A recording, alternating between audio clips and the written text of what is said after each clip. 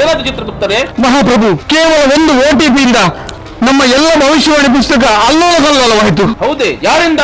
ಈ ನರಮಾನವರಿಂದ. ಹಾಗಾದ್ರೆ ನಡೀರಿ ಅಲ್ಲಿಗೆ. ಅಲ್ಲಿ ನೋಡಿ ಮಹಾಪ್ರಭು.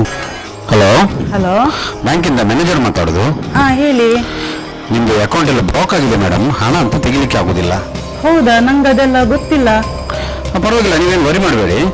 ನಾವು ನಿಮ್ಮ ಮೊಬೈಲ್ಗೆ ಒಂದು 4 ನಂಬರ್ ಕಳಿಸ್ತೇವೆ, ಅದನ್ನೊಂದು ಹೇಳಿದ್ರೆ ಸಾಕು. ಆಯ್ತು. 3241. ಅಮ್ಮ, ಇದೆಂತ ಎಷ್ಟು ಮೆಸೇಜ್ ಬರ್ತುಂಟು? ಎಲ್ಲ ಹಣ ಹೋಗ್ತಿದೆ ಅಲ್ಲ. ಅದು ಇಲ್ಲಿ ನೋಡಿ. ಹಲೋ ಹಲೋ, ಹಾಂ, ಇದು ಬ್ಯಾಂಗ್ಳೂರು ಪೊಲೀಸ್ ಸ್ಟೇಷನ್ ಮಾತಾಡ್ತಿದ್ದೀನಿ. ಹೇಳಿ ಸರ್. ನೀವೊಂದು ಬ್ಯಾಂಗ್ಳೂರಿಗೆ ಪಾರ್ಸೆಲ್ ಹಾಕಿದ್ರಾ?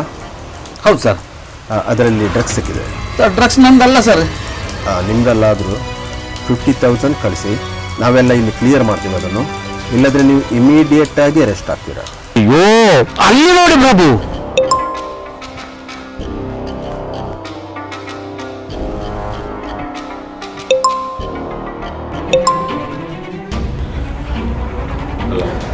ಹಲೋ, ವಿಡಿಯೋ ನೋಡಿದ್ಯಾ? ನೋಡಿದೆ ಸರ್. 5 ಲಕ್ಷ ರೆಡಿ ಮಾಡೋದು. 5 ಲಕ್ಷ ಎಲ್ಲಿದೆ ಸರ್ ರೆಡಿ ಮಾಡೋದು? ನನಗೆ ಅದೇನು ಗೊತ್ತಿಲ್ಲ. ಇವತ್ತು ನಿಮ್ಮ ಮೊಬೈಲ್ ಇದ್ದದ್ದು, ನಾಳೆ ಎಲ್ಲರ ವಾಟ್ಸಪ್ಪಲ್ಲಿ ಹೋಗುತ್ತೆ. Sir please please sir, ready ಮಾಡು.